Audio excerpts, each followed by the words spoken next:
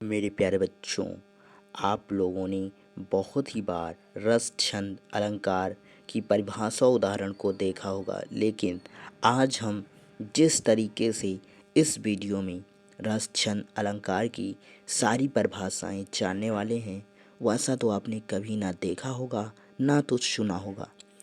बहुत ही सरल शब्दों में हम आपके लिए केवल लेकर आए हैं रस, छंद, अलंकार परिभाषा उदाहरण। सबसे सरल तरीका 2025 में आप लोग छाप के आएंगे, ये मैं पक्का गारंटी के साथ कह सकता हूँ। तो सबसे पहले हम रस देखेंगे। रस में श्रृंगार रस, जो कि हमारे इंटर में आता है। श्रृंगार रस इसका स्थायी भाव रति है, जहाँ विभाव, अनुभाव और संचारी भावों के संयोग से रस नामक स्थायी भाव रस के रूप में क्या होता है, परिणत होता है। वहाँ श्रृंगार रस होता है। उदाहरण, कौन हो तुम बसंत के दूत, बरस बिरस पतझड़ में अति सुकुमार, घन तिमिर में चपला की रेख, तपन में शीतल मंद बयार।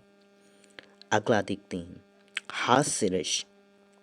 इसका स्थायी भाव हास है, जहाँ विभाव, अनुभव और संचारी भावों के संयोग से हास नामक स्थायी भाव रस रूप में परिणत होता है।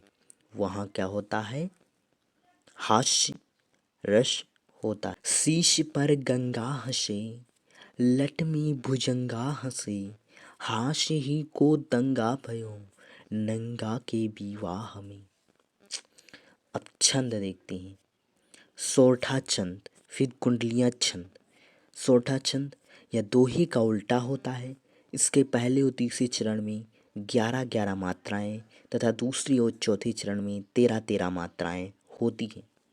उदाहरण, जो सुमृत सिद्धि होई, गणनायक करिवर बदन, करहु अनुग्रही सोई, बुद्धि राशि शुभ गुण सदन।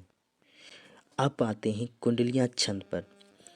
यह विषम मात्रिक छंद है। इसमें 6 चरण होते हैं और प्रत्येक चरण में कितनी मात्राएं होती हैं, 24 मात्राएं होती हैं। आदि में दोहा, बाद में एक रोला जोड़कर कुंडलियाँ छंद बनता है।